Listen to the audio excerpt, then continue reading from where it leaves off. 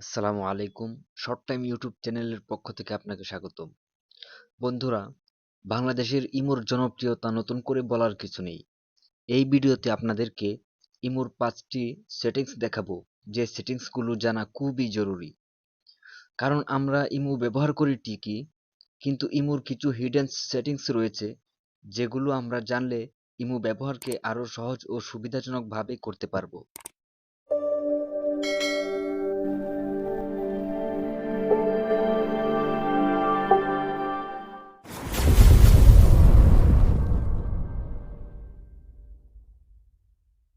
Welcome back.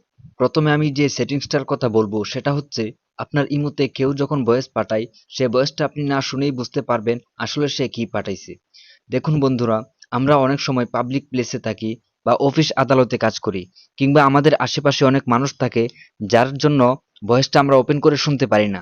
তাই imo আমাদেরকে খুব সুন্দর একটি সেটিংস উপহার দিয়েছে।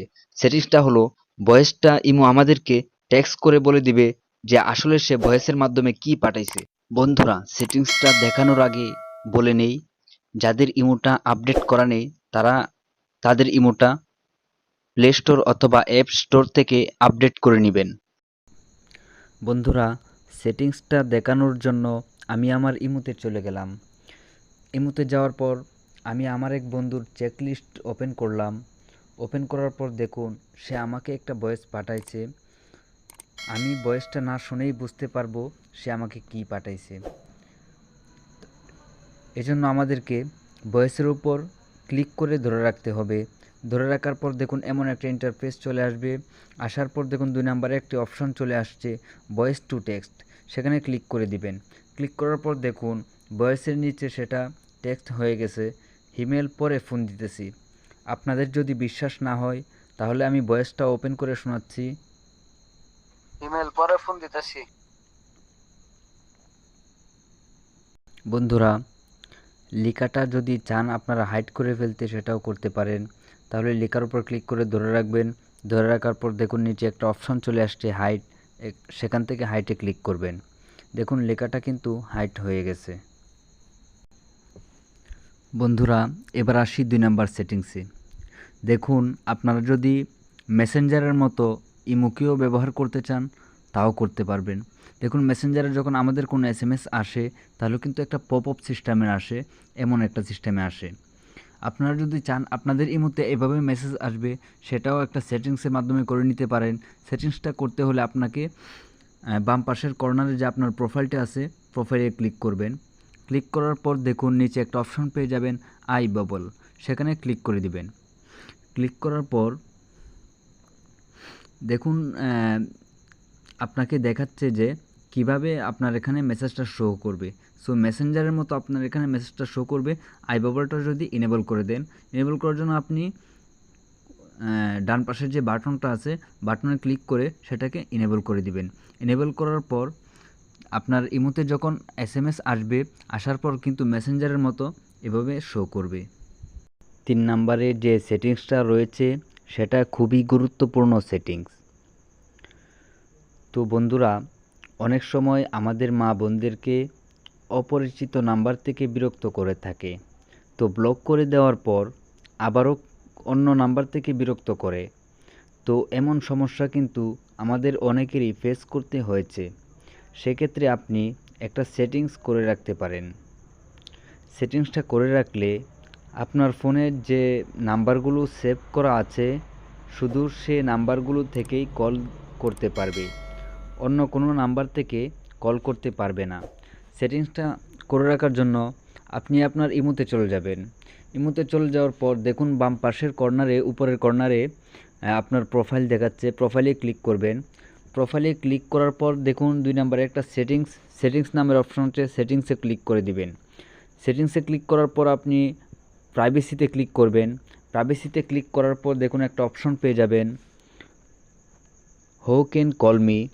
দেখুন সেটা কিন্তু সবারই এভরিওয়ান সিলেক্ট করা আছে। সেক্ষেত্রে আপনি সেখান থেকে মাই কন্ট্যাক্ট সিলেক্ট করে দিবেন। সিলেক্ট করে দেওয়ার পর এখন থেকে আপনার ফোনে যে নাম্বারগুলো সেভ করা আছে, শুধু সেই নাম্বারগুলো থেকে আপনাকে কল করতে পারবে, অন্য কেউ কল করতে পারবে না। আসছি 4 নাম্বারে। 4 নাম্বারে দুটো সেটিংস দেখাবো। সেটিংসটা করার জন্য আপনি আপনার ইমোতে চলে যাবেন। ইমোতে যাওয়ার পর উপরের দিকে বাম পাশের কর্নারে একটি প্রোফাইল আইকন পাবেন, সেখানে ক্লিক করে দিবেন। বন্ধুরা সেখান থেকে সেটিংসে চলে যাবেন। সেটিংসে যাওয়ার পর সেখানে একটি অপশন পেয়ে যাবেন প্রাইভেসি নামে, সেখানে ক্লিক করবেন।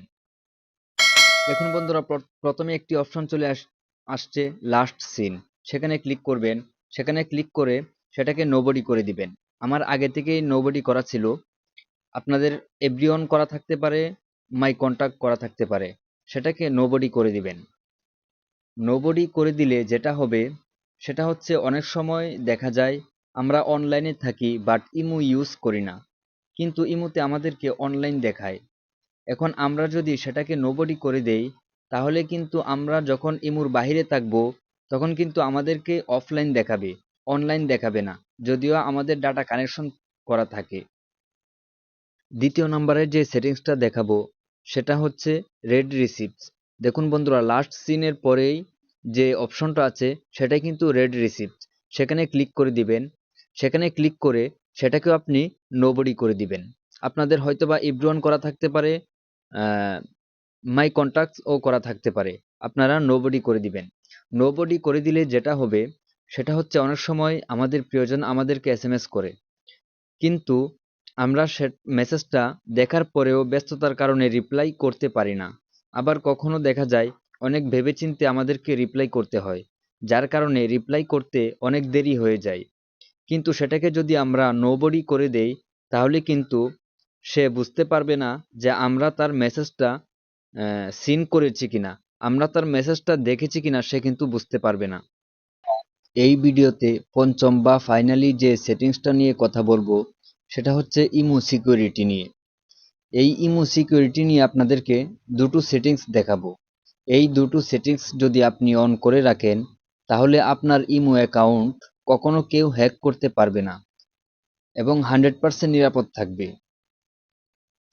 তো প্রথমে যে সেটিংসটা করার জন্য বলবো, সেই সেটিংসটা করার জন্য আপনি আপনার ইমোতে চলে যাবেন। ইমোতে চলে যাওয়ার পর আপনার প্রোফাইলে ক্লিক করবেন। দেখুন প্রোফাইলে ক্লিক করার পর সেটিংসে চলে যাবেন। সেটিংসে যাওয়ার পর শেষের দিকে একটা অপশন পেয়ে যাবেন অ্যাকাউন্ট অ্যান্ড সিকিউরিটি, সেখানে ক্লিক করবেন। সেখানে ক্লিক করার পর 3 নম্বরে একটা অপশন পেয়ে যাবেন ম্যানেজ ডিভাইস, সেখানে ক্লিক করবেন। সেখানে ক্লিক করে দেওয়ার পর আপনার ইমো অ্যাকাউন্ট যদি অন্য কোনো ফোনে লগ ইন করা থাকে তাহলে কিন্তু সেখানে শো করবে।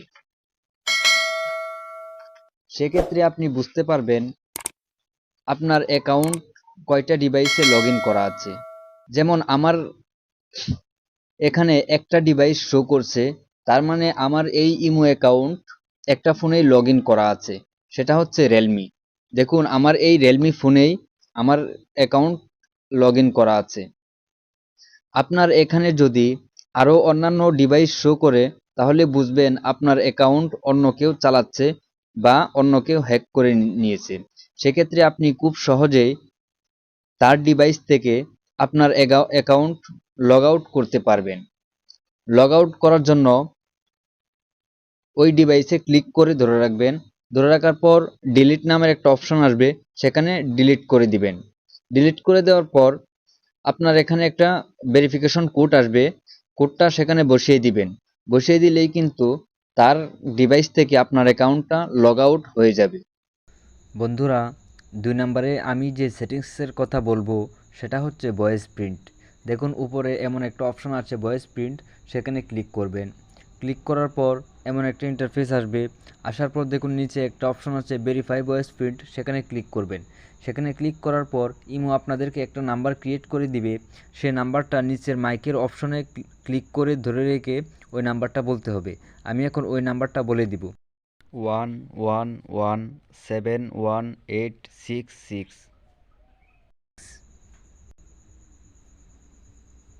দেখুন বন্ধুরা ভয়েস প্রিন্ট ম্যাচ, তার মানে আমার এই ভয়েস প্রিন্টটা ম্যাচ হয়ে গেছে।